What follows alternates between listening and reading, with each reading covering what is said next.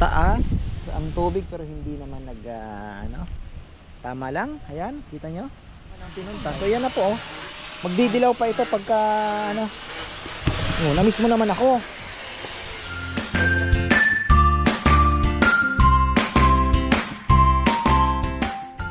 Isang magandang buhay mga ka-farmer. Ayan, first vlog natin after ng ilang araw sa Aurora. Ayan, syempre nagpapasalamat tayo sa Panginoon at nakabalik tayo ng ligtas. Ayan, thank you so much. At silipin natin ang mga nangyari mga ka-farmer. Ayan, may nag-grass cutter po habang wala kami. Kita nyo naman. Kahit makalat, talagang malakas po ang hangin. Bakbakan na yung pintura. Pag-iipunan ko yung ano, parang plastic. Kasi pangarap ko to, pagagandahin natin yung basketball court, yung parang yung bago ngayon sa 3-on-3. Kaya lang medyo may kamahalan, pero malay natin, di ba, paglinob ng Panginoon. So ayan, silipin natin ang tubig mga ka-farmer. Sobrang taas ang tubig pero hindi naman nag ano, tama lang. Ayan, kita nyo, ako, dahil basurang lumutang. Oh, grabe ano mga ka-farmer. So ang ganda po ng ano ngayon, tubig, punong puno. Ayan, mamaya sisilip din tayo doon. Tapos ano ba ito, ano ba yan, grabe oh, yung mga dahon. Ano daw po ang pinakamalakas palang ulan dito? Ayan mga ka-farmer, oh, si habagat tumitira. Ang pinakamalakas daw po na ulan dito ay Tuesday, Wednesday. Ayan, Tuesday, Wednesday raw po ang malakas. Uy, dami maliliit na isda, oh. Bakit wala nang malaki? Why? Maliliit. Saan na yung malalaki? Kailangan natin magpakuha ng kangkong para may pagkain po sila. Tapos yung mga kalapate, abangan nyo po sa vlog ko, kahit short video lang. May ginawa ako pero hindi ko na na-upload. Ayun, na-miss na po nila ako sigurado. Magagalawan yan. Na-miss na nila ako eh. Kita nyo yan? Yung mga sipol kong yan, mga farmer. Diba? Na-miss nila ako eh. Oh. Nako, ang habagat. Ayan na, dami nating ibon. Nako, nakakatuwa. So ayan, belated happy birthday pala kay Tito Luis Laconico. Tito, belated happy birthday. Anong balita dyan? Naglalaglaga na ang mga mabolo.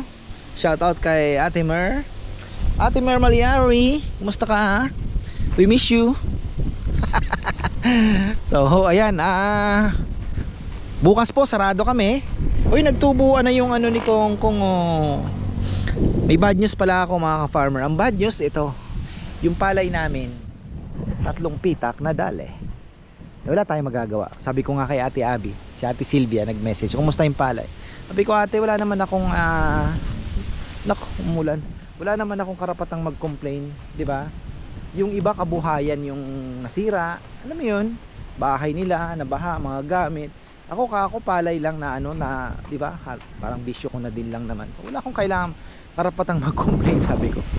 Ang gagawin na lang namin, makapal naman po yung ibang mga parts na ano no, magmamano-mano kami, maghuhulip. At ngayon mapapatunayan natin na kahit isang tuldos lang, titingnan natin kung gaano ba talagang ikakapal niya. Bibigyan natin ng magandang abono. So ganun na lang po. Hala, inabutan ako ng ulan sa ilalim ng mangga. Ayan, inabutan tayo ng ulan. Ito po ay habagat ito mga farmer. Ayan o, kitang-kita nyo naman ang habagat. Yung parang may hangin-hangin, may ulan-ulan, tapos mawawala, di ba? Gaya niya, no? Yan, habagat na habagat. Kailangan na palang ipaputol ito. Pero bago ipaputol yan, kailangan natin maggulay ng si mama no, isang araw nagluluto niyan, inaalok niya ako. Sabi ko, mama, wag na, kaunti na lang yan eh. Tsaka umiiwas tayo sa rice, di ba? So, pero napakasustansya niyan mga farmer. Kumusta na yung mga papaya natin? Ayan. Oh, may nagtrabaho pa rin mga farmer. Nagbiro ako kahapon kasi sabi ko, oy, pasukan nyo si Papa Yam bukas kasi yung mga, syempre yung mga dala namin, di ba, yung mga cooler, yung mga etc, binalibag lang namin doon sa may garahe. Gawa ng 8 o'clock na po kami nakauwi kagabi, 8:30. So lahat pagod. Ako 8 hours, more than 8 hours ako, 10 hours ako nagmaneho kasi ang dami po naming stopover pauwi syempre nagbibili ng mga kung ano-anong mga boys. So stop over, kumain kami. Tapos foggy sa Pantabangan. Ay, ang laki ng hito. Ayun oh, kita nyo yan mga ka-farmer? Ala, ang laki noon. Ang laki, may malaking hito. Kaya pala siguro yung tilapia natin. Na-distract na naman ako sa sinasabi ko. Ayun yung Pantabangan po, napaka-foggy kahapon. Ang laki nun ah. Kulay orange na, I think. So medyo ano lang kami. Tapos ito pa, nagkamali pa ako ng liko kagabi. Sablay oh. So medyo na delay kami, siguro mga 20 minutes to 30 minutes. Nagkamali ako ng liko doon sa may bandang Talavera, sa may ano, nasundan ko yung right turn to Talavera. Mali pala. Sa may Rizal po ako Nueva Ecija naligaw. So ayun, bumalik na lang kami, buti na lang. Tapos ano pa ba? Ikutan natin si Kongkong nagtrabaho ng ilang araw pero iba daw half day lang. Sabi ko nga kung sumama ka, nag-enjoy ka pa. Bad naman yung araw mo, ayaw mo sumama. So hindi niya daw maiwan yung pamilya niya dahil may mga lagnat po ata. Yung apo, yung iba yung anak niya may lagnat din. So syempre padre di pamilya, hindi niya rin po. Hindi ko naman siya masisi. So nahiya naman siya, nagtrabaho na lang po siya, ewan ko how he keep himself busy. So ayun, lulusot tayo dahil nawala na naman. Ang gandang tingnan, mataas ang tubig mga farmer. Oh, yung papaya natin, yung lumaki na. May abono na yan. At tingnan natin, ito medyo payat oh. Ganyan talaga. Napunta sa ano, di ba? Napunta sa hindi mabuting lupa. May napunta sa mabuting lupa, di ba?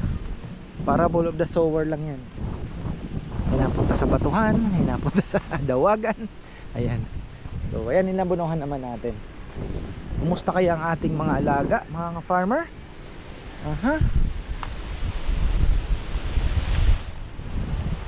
Sina Chuchay, pinapasok naman yan ni Rambo agad maulan. So ito yung ano, apaw na rin palang kabila.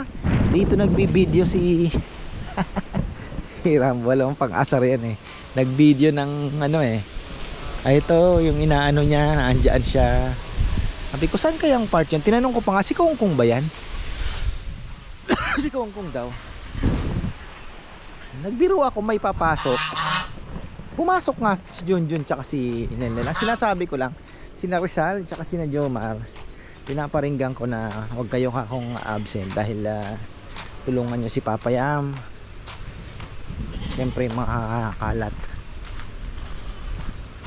Oh, nagpintura sila. Talaga palang pumasok Seryoso, sabi ko bibiro lang ako Ha? Baka ang takot lang no sinabi kong bagay, bakasyon naman ang pinunta. So yan na po magdidilaw pa ito pagka ano. Na-miss mo naman ako. Sobra ka naman. Kailangan bumili ng spot on. May nakita ko mga garapang-garping garapata. So ito lang ang awang niya, no, Papa Yam? Tapos mamasilyahin pa po ng konti na. Ayun, sanding. Sander na. So nadali dapat dito Oo. Kalimutan mo nalagay. Oo. Ano pa naman to? Upo, bakit? Ano na lang? Masilyan lang. Kasi papantay-pantay lang yun. Yung mga medyo.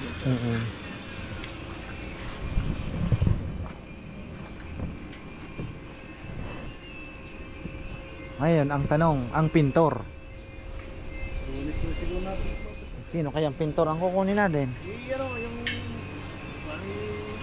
gawin natin ni Rosan yun. Punta na raw dito ng linggo okay naman pala. Di ayos na. Ganda palang upo dito Ay. Oh, saktong-sakto. Naka ano yung paa.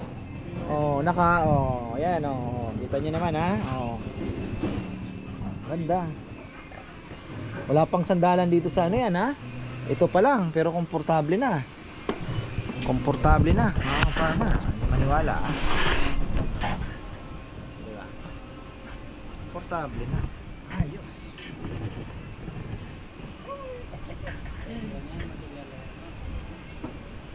Ganda sa kubo natin.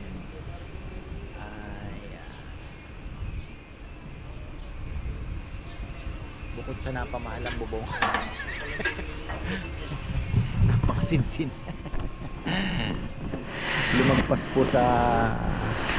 lumagpas sa ano ni Kuya Mitch kung papakyawin. Pero syempre pag pinakyaw po nila yan, halos ang mababawas po dyan siguro mga 1.5 lang ang gagamitin nilang pawid. Kasi special po talaga yung pagkakasinsin nito. Special na pagkakasinsin talaga. Yan yung pinakamasinsin na pwede niyang gawin.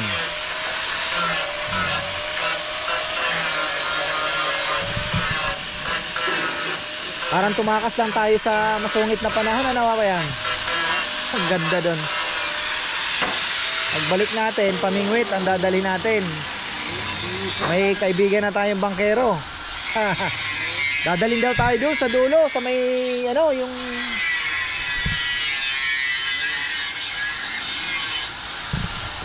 shout out pala sa mga tropang Karonsa. Ayan, mga tropang Karonsa, Kasapsapan Beach and Nature Park. Kumusta kayo dyan? Hopefully ay maganda ang panahon ninyo at namimiss na namin agad kayo, ha? Nanonood. Oh, nanonood nga sila. Ayan. Back to normal na po kami dito. Ayan. Si Mang Jun. Mang Jun ang pangalan ng isa eh. Ayan, si Mang Jun. Hello po sa inyo. Ganon din kay Ken. May-ari po ng Karonsa. Ayun, brother, maraming salamat sa suporta ninyo at discount. Ayan. Thank you, thank you. At sana magkita-kita tayo ulit, di ba? God willing, sabi ko nga kung mapupuntahan man kaming beach, wala nang iba. Magbubutuhan man, landslide yon. Kasapsapan, Karonsa syempre.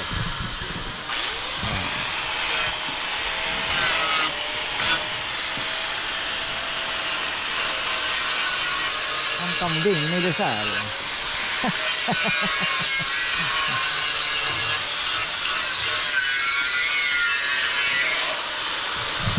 So ito ang nangyari. Ano kaya ang ginawa ni Rambo? Ito nga ang matinding balita. Binaha daw dito sa loob. Sabi ko, bakit binaha? Sabi ko, patay. Oo nga, sana tinibag ni Rambo. Ito mga ka-farmer, naipon yung tubig dito. Dito, naipon. Gawa ng hindi ito na tibag. Ito. Oh. Ayan. Yan nga sabi ko, bakit nasarado ito? Oh. Tapos ito, paano kaya ang tubig, dapat ito mabuksan din. Oh, yan, bukas na rin yata ito. Bukas na rin ba? Paano kaya pinapasok ni Rambo yung tubig dito? Kasi magpupuno din eh. Oh, ito ang matindi dito mga ka-farmer, yung tubig doon.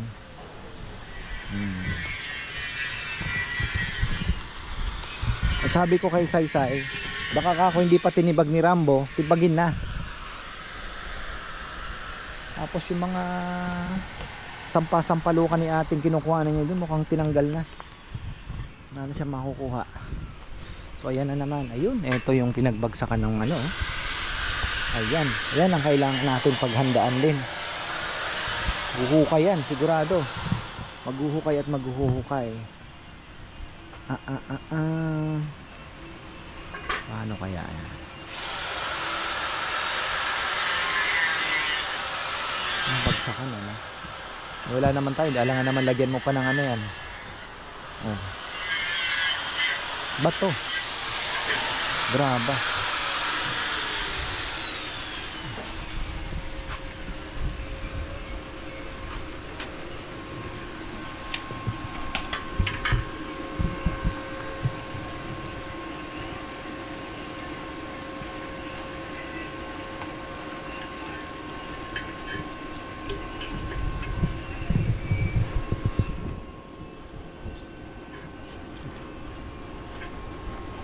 kulang pa patutan ng linya ng kuryente. Alagay tayo ng tubig, ilaw dito. Sungit pa rin ang panahon, no? Kaya sabi ko nga bukas magsara muna tayo. Paanuhin muna natin ng konti pag gumanda-ganda pa, dahil marami pa po ang daanan na baha. Dami na laglag, oh, dahon. Talagang alam mong may dumaang bagyo eh.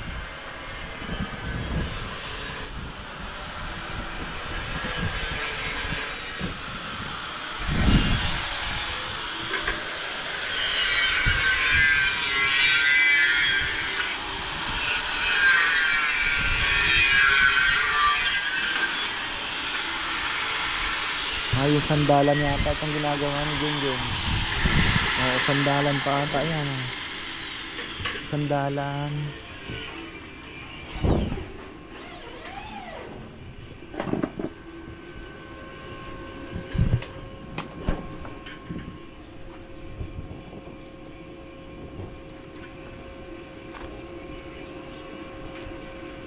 May dumating ng black screw, Papayam, ha?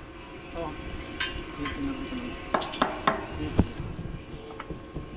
Shopee yan.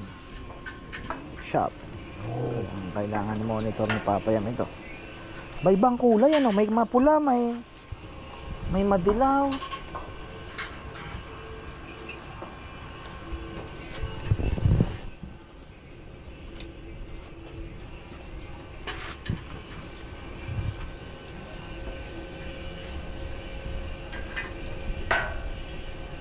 Manipis ko niya.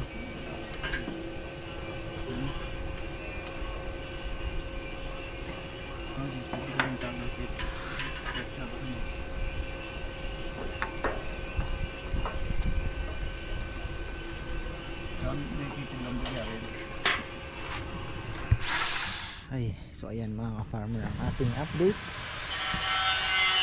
sa kubo. Medyo nahirapan sila dahil yung mga lapad ng kahoy iba-iba talaga. May medyo makapal, may malapad. So hindi na pa naman na ni Papayam. Siyempre din sila, nag-cut din sila sa time saka sa trabaho. Huy, ayan. Daming laglag na mga, alam niyo na, tingnan niyo, alam mong malakas din po ang hangin dito. Mga sanga, laglagan, mga putol. Ay, mga matatandang sanga, marami pa pala, ha? Mga sangang dito, marami pa pala. Kailangan pa palang maakyat ito, ha?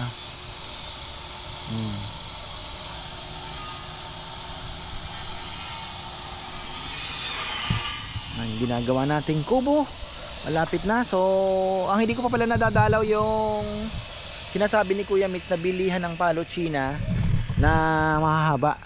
So kung makakakuha tayo doon, makakagawa tayo ng long table. So yun po ang ating tatargetin pala, one of these kailan ba? Sa weekend, sa weekdays na siguro, baka Monday or Tuesday, mapasyalan din. Makita natin yung checkin nga natin yung mga baboy. May dinalang baboy si ka-farmer Anthony, 12 piraso. 12 pieces ang dala niyang baboy. Kukulangin kami pero may inaantay din pala ako ngayon galing kina Boss Kulot. Ba't mo kinalkal yan? Mga basura pa dito. Naiwan yan. Ba't kasi binababa na?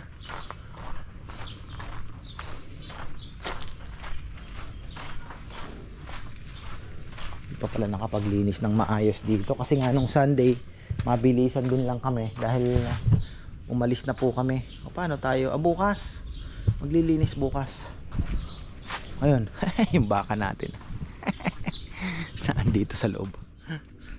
Hoy, ba't naandyan ka, Becky? Gulat ako kay Becky, nakatali si hindi niya naman iiwanan yung nanay niya. Kasama sila ng nanay niya. Ayan, dyan lang siya. Ito po yung mga baboy. Ayan, 30-35 kilos. Yun. All black. All black. So tapos na rin po yung langaw-langaw. Meron naman pa rin. Siyempre hindi naman po ma-eliminate natin 100% ng langaw. Pero bawas na. Napakalaking na po kabawasan na yung mga langaw. So siguro sa ibang lugar ganun na rin, bawasan na po yung langaw ninyo. Kasi kahit dyan sa bahay wala na rin po gaano, hindi na kagaya ng dati na namumroblema ka talaga ng ano. So talagang season lang. Ayan oh, naglagan din yung mga yung mga akasya natin. Paano kaya yan? Kailangan na maglinis dito bukas. Sino kaya ang papapasukin ni Bebe? Kasi yung mga basurang ibababa. Kasi sabi ko, habagay may upload naman to Saturday na. Sabi ko, kailangan pa rin natin kahit sarado tayo, baka mamaya may mga maliligaw, wala lang lechon. Pero dapat willing tayo na mag ano pa rin, kasi syempre inaano ko din po yung malayong biyahe na kahit man lang sisig o paksiw o sinigang na lechon may mai-offer kami bukas. Pero syempre lechon wala po talaga. So baka 2 tao lang ang papasukin ni Bebe. Ayun lang po, standby lang. Ayun lang po ang ano natin, kasi nakakahiya naman. Yung iba sigurado kahit in-announce mo na, syempre hindi naman po lahat nakapanood. So ang alam nila yun ang schedule, may pupunta at may pupunta. Kaya nakakaano naman na 'di ba, hindi ka mag-ready kahit man lang lechon sisig at ano. Dapat meron. So ayan pala lininis ni Kongkong dito sa side, ayun kitang kita. Tapos yung mga yung mga kalabasa gumapang sa kabila dito. Sana maraming buo. Kasi talagang medyo nagsiksikan po sila.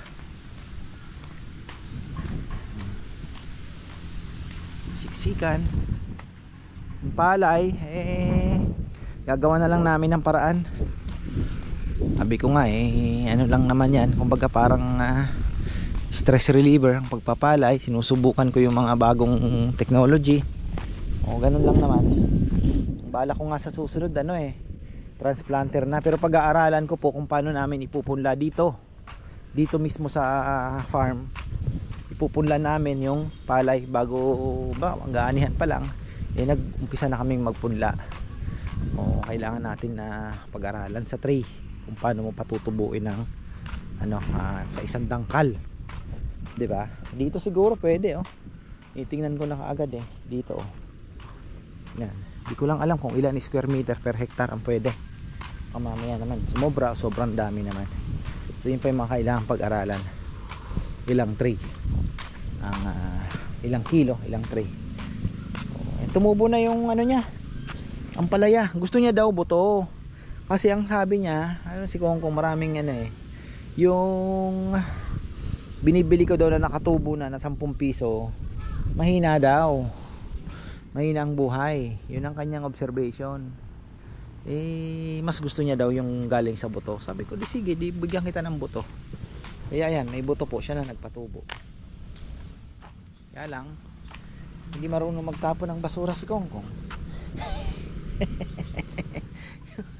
Yung mga pinagtani plastic na ng buto na andyan lang. Ay, wala na po yung nandito na tinatawag nilang spinach. Laki ng tinaas ng tubig laki po yung marami nga yung ulan. Actually kinukumpara na nga ng iba sa Ondoy nakita ko sa news. Parang inaano na po nila sa Ondoy, pero hindi naman Ondoy yun, dahil iba po yung Ondoy Parang binuho sa isang araw yung pang isang buwan malayo pa naman daw po yung yung binuhos ng Karina. Pero malupit din yun. Di namin naramdaman sa Aurora. Parang umikot lang ako Tingnan natin yung mga gulay-gulay natin doon. May namatay kayang sili? Yan, babad din yun sa tubig, di ba? Tingnan natin. Ayan, baha dito sa kabila. Ba. Taas ng tubig dito sa kabila, Na?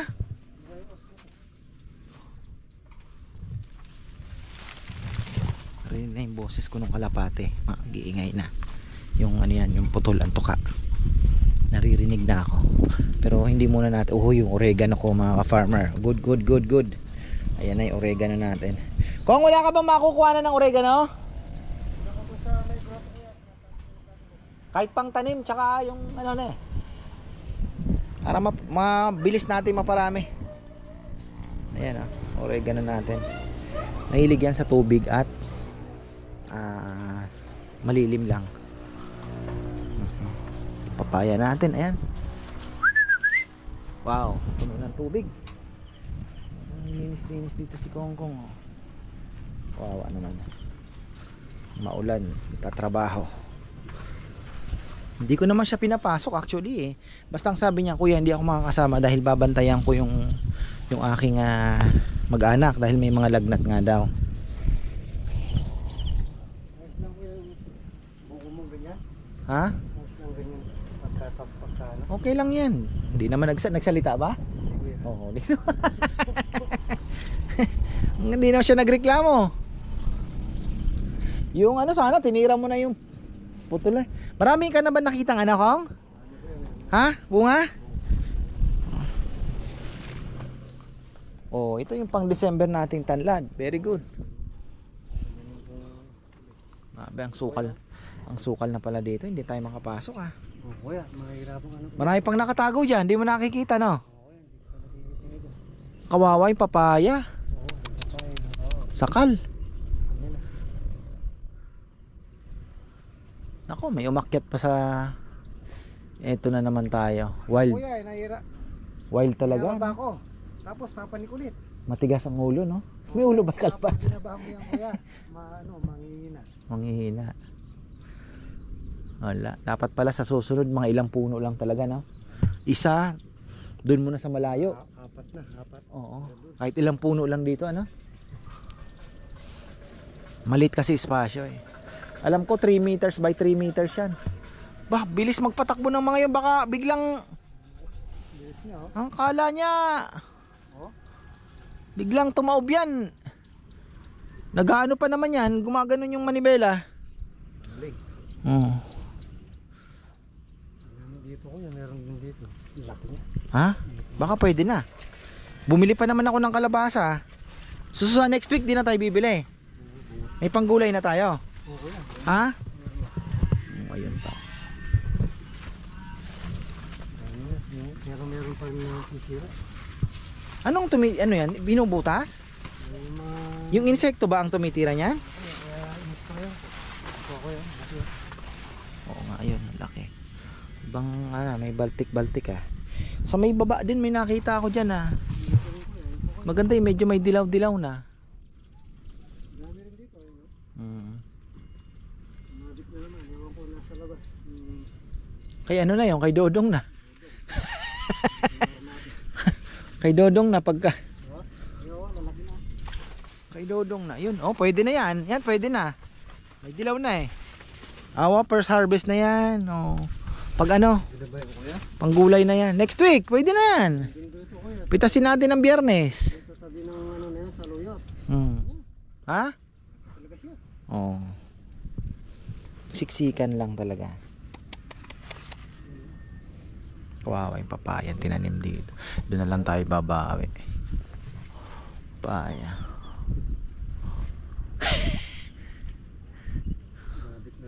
Pwede pa tayo manalbos na nga eh no? Hindi pa pwede. Ano kaya? Manalbos. Ito? Oo. Pwede niya. Gulay na eh. Pag ano. Naming kalabasa. Yung doon hindi gaanong siksikan sa dulo. So malapit na rin. Masyadong mami yung mga sanga nila kuya. Ito, dahil dito. Kaya mo na at least mayroon tayo. Ay! Naawa ko sa papaya. Kung sa ilalim lang sana sila talaga nagwa-wild talaga ito. Bale, lesson learned. Akala ko okay na. Hindi ko na anticipate, masikip nga naman. So dapat talaga ang ano nila, mga siguro mga 10 meters, every 10 meters. Ganun lang. Talbos ng kamote natin pulang-pula dito. So ibig sabihin, bakit pulang-pula dito, di ba? Nagpula dito eh. Ayan mga ka-farmer ang update. So yung okrahan ni Dodong. Dami niya din palang okra-okra, no? Ha? Sayang lupa na to. Bagay, kambing pala. Tama lang, kilambing niya. Walang puhunan, no? Dumadami. Oh, kambing.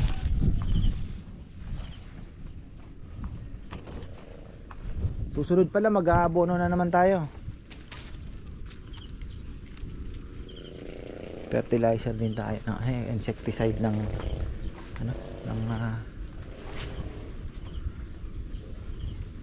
insecticide. Pakain mo kalapati mo kanina kuya. Hindi pa ako na magpapakain. Tingnan ko. Kung may nangangain na. Pero gumanda yung dahon nung na magnum yan. Binuhusan ko ng magnum sa loob. Sa ano niya. Alin dito? Bunga na. Ayan, bulaklak. Binutas yan.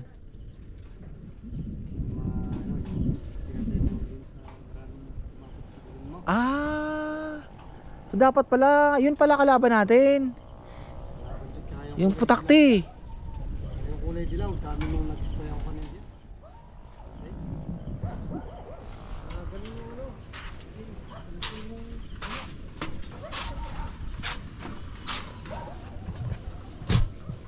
Farmer, hopefully gumanda-ganda naman ang panahon, ano?